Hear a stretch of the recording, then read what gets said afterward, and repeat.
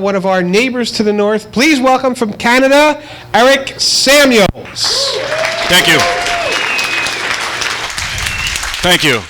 Hopefully my accent and diction won't be an issue here. So Sunday, dealer room opens and I walk in and realize something a little disturbing. I knew virtually every single PayPal address of every dealer in that room. Does that mean I have a problem? Round of applause for our dealers, a passionate group of innovators. I was like a kid in a candy store, and I saw the big eyes on a lot of you as you walked in there the first time, filled with that anticipation, that excitement, the money burning a hole in your pocket.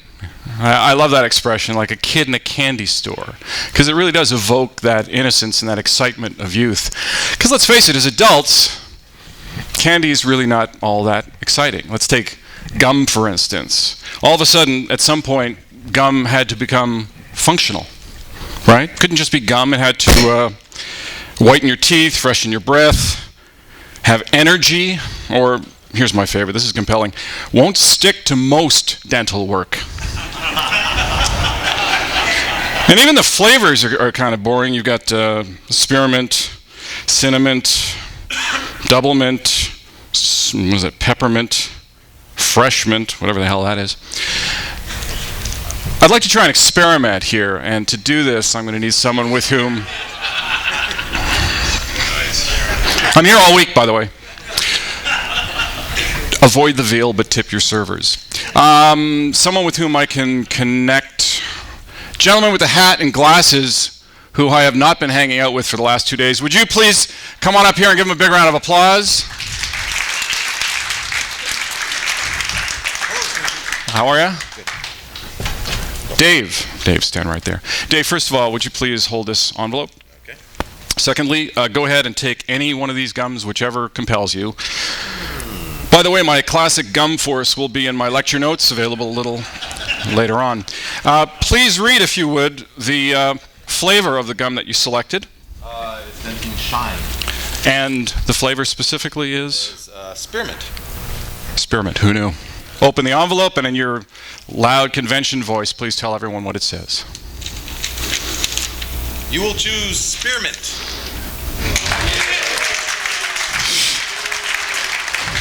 Burn him. He's a witch. Dave, would you do me a favor? I'll take that back. Would you have a seat right here? And I'm going to sit right here. And Dave, we're going to take a little journey back in time to being a kid in a candy store. I'd like you to relax. Hands on your lap. Face right towards me, if you would. Relax your shoulders and slowly close your eyes. You can trust me. I want you to travel back to being a kid, but not just any time. It's a very special day. It's a beautiful, sunny day. And you're filled with this anticipation and excitement because it's the day of the week you get your allowance. Okay. You've already planned this. You and your best friend are going to go to the candy store, and you're going to blow your entire allowance on candy because you're an irresponsible kid, Dave, and that's what you do. Okay. So imagine yourself, you've just gotten your allowance, it's in your pocket, you race out the front door, down the street to your best friend's house, you grab him, the two of you do that walk-run to the candy store, you get there, you open the door, you get in the store, and there it is, the mother lode of candy. Every kind of candy imaginable, and even though you thought you knew what you wanted, you're still wondering how you'll blow your allowance. Are you in that store? Yeah. Fantastic. Would you open your eyes now? Dave, in this bag is an assortment of candy from that very candy store, so I can't speak as to its freshness. Oh, yeah. We got the wax lips, we've got the, remember these, Popeye cigarettes? We've got the Red Hots, we've got the Love Hearts, even the Cherry Blossom, remember that? Good and Plenty, just a dozen different candies. What I'd like you to do is you're going to select one of these candies and place it into a bag. Not just any bag, but a special bag. Because every time you went into the candy store, there was always one other option that would drive you crazy. Do you remember these? The surprise grab bag. Could be $0.25, $1, depending on when you were a kid, and the premise was that what was inside was worth 3-4 times that, but it was in fact absolute crap. But we all got caught once, right? The thing about these bags is they were opaque. You couldn't see through them, so you couldn't figure out what was inside. In fact, I have double bagged this just to be sure. So what you're going to do is take one of those when I turn my back and peer into this very large monitor and place the item that you most likely would have selected from this dozen when you were a kid, put it into the bag and put it back on the table. You can fold the bag and then put everything else into this bag and put it down on the floor and let me know when you're done.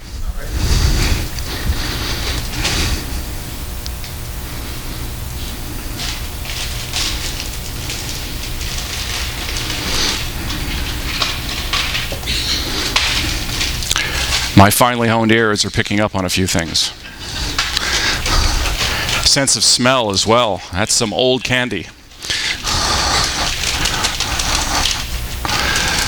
How are we doing? Good. It's all down. It's on the floor and the bag is on the table. Oh, my bag? The surprise bag with your item inside. Excellent. Just put it over here. Now, I want to travel back to your imagination just a few moments ago when you were going to that candy store and ask you a few questions. Okay? First of all, how old were you imagining yourself to be? About 10 years old, I guess. 10. So what year would that have made it? We're all friends here. 1962? 1962. Yeah. Okay. What time of year?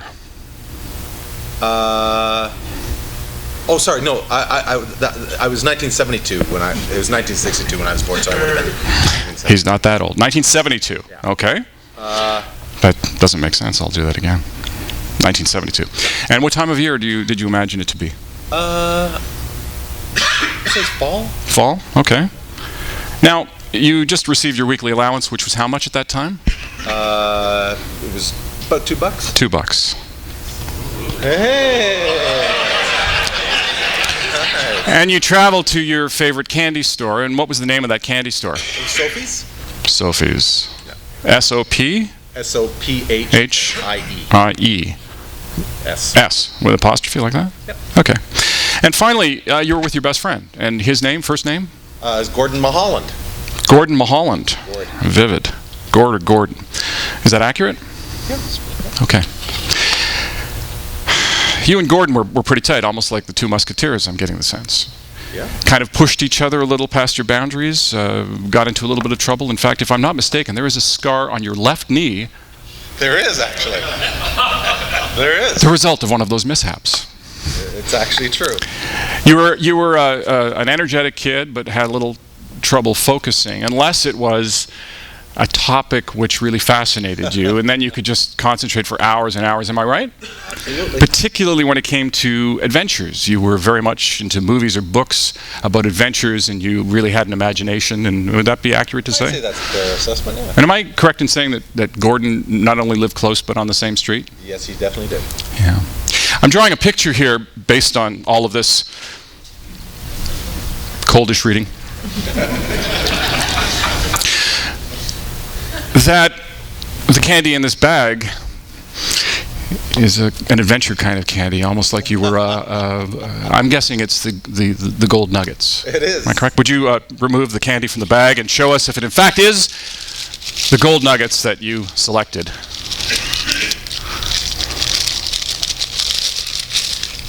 And it is, in fact, the gold nuggets. Thank you very much. Thank you. You noted that there's something else in the bag. Would you please remove that and tell us off the top? That's a receipt, is it not? What does it say off the top, please, if you would, in your loud voice? Sophie's Candy Store. Sophie's Candy Store. August 14th, 1972. 1972. You said fall. It was late summer, so it was fairly close. Yeah. And how much did you spend at Sophie's Candy Store? $2. $2. And finally, what does it say at the bottom of the receipt? It says, P.S. Share your candy with Gordon. Share your candy with Gordon. Would you show that receipt to the camera, please?